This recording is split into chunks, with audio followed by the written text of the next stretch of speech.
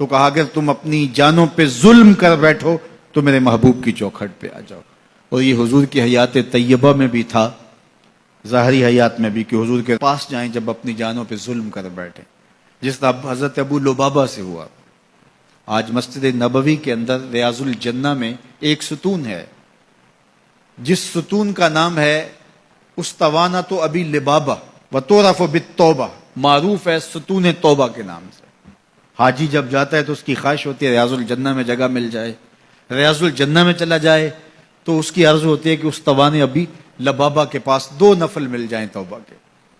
یہ حضور کے مصلی سے حجرہ عائشہ کے درمیان میں پڑتا ہے. ابو لبابہ سے ایک معاملہ ہو گیا، بنو قریظہ کو انہوں نے ایک راز بتا دی، اس طرح اشارہ کر کے کہ تمہاری گردن کاٹ دی جائے گی. یہ غزوہ احزاب کے بعد پھر خود ہی انہیں احساس ہوا کہ مجھ سے غلطی ہو گئی ہے، تو انہوں نے اپنے آپ کو ستون کے ساتھ بندھوا دیا اور کہا کہ جب تک میری توبہ نہیں ہوگی اتنی دیر تک یہیں بندھا رہوں گا.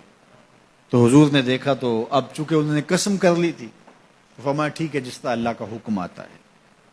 اور حضور جاتے ہیں آتے ہیں، رستے میں یہ ستون پڑتا ہے تو حضور کے دل سے ان کے لیے مغفرت کی دعائیں نکلتی کہ اللہ انہیں معاف کر دے. 6 دن اور 6 راتیں مسلسل وہ ستون کے ساتھ بندے رہے کہ میرا گناہ معاف ہو جائے. اللہ اکبر. پھر اللہ کے محبوب پر وحی نازل ہوئی، ابھی پردے کے حکام نہیں اترے تھے.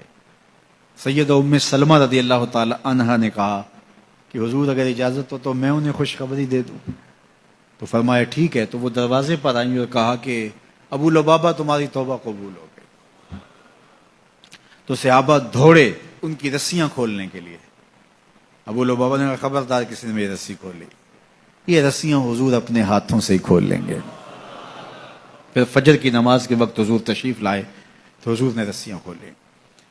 تو استوان ابی لبابہ کے نام سے اب بھی وہ ستون موجود ہے وہاں. جب ترکوں نے مسجد نبوی تعمیر کی تو اس مقام کے اوپر جو ہے وہ ستون بنایا، اور آج بھی جب حجاج زائرین جاتے ہیں تو وہ اس ستون کے پاس 2 نفل پڑھتے ہیں، اور وہاں 2 نفل پڑھ کے جب دعا مانگی جاتی ہے تو گناہ معاف کر دیے جاتے ہیں. یہ علامت ہے اس بات کی کہ صحابہ گناہ کر بیٹھتے تو حضور کے پاس آتے. اب حضور کے وصال کے بعد بھی یہ عمل صحابہ میں جاری رہا، تابعین میں جاری رہا، بعد میں آنے والوں کے لیے جاری رہا، اور آج تک امت وہاں جا کے حضور سے شفاعت کی طلبگار ہوتی ہے اور اپنے گناہوں کی معافی اللہ کے حضور کے وسیلے سے طلب کرتی ہے. صاحب مدارک نے لکھا اسی آیت کریمہ کے تحت کہ حضور کے وصال کا 2 یا 3 دن تھا. ایک عربی دیہاتی دور دراز سے سفر کر کے مدینۃ المنورہ پہنچا حضور سے ملنے کے لیے. جب داخل ہوا تو پتہ چلا کہ حضور کا تو وصال ہو گیا 3 دن پہلے. تو پھر اس پہ کیا گزری، اس نے رونا شروع کر دیا اور حضور کے روضے پہ آیا، قبر انور کی مٹی کو اپنے سر پہ ڈالتا اور کہتا حضور میں تو گناہوں کی بخشش کے لیے آیا تھا، اللہ کا کلام پڑھا تھا اگر اپنی جانوں پہ ظلم کر بیٹھو تو محبوب کی چوکھٹ پہ آ جاؤ. مجھے یہاں آ کے پتا چلا ہے کہ آپ تو وصال کر گئے ہیں، تو میں تو نہیں جانا جب تک گناہوں کی مغفرت نہ ہو. ضد کر بیٹھا تیرے کولوں انج منگاں گا جویں اڑیاں کرے ایانا. تو وہ ضد کر بیٹھا حضور کے روضہ انور کے پاس، قبر نور کے پاس بیٹھ گیا، مٹی لا کے سر میں ڈالتا اور کہتا کہ حضور میں تو بخشش و مغفرت کے لیے آیا ہوں، میں نے تو نہیں جانا جب تک میری مغفرت نہ کر دی جائے. تو صاحب مدارک نے لکھا ہے فنودیا من القبر انہ قد غفر لک، قبر نور سے آواز آئی جا تیرے گناہ معاف کر دیے گئے. یہ حضور کے وصال سے 3 دن بعد کی کہانی ہے.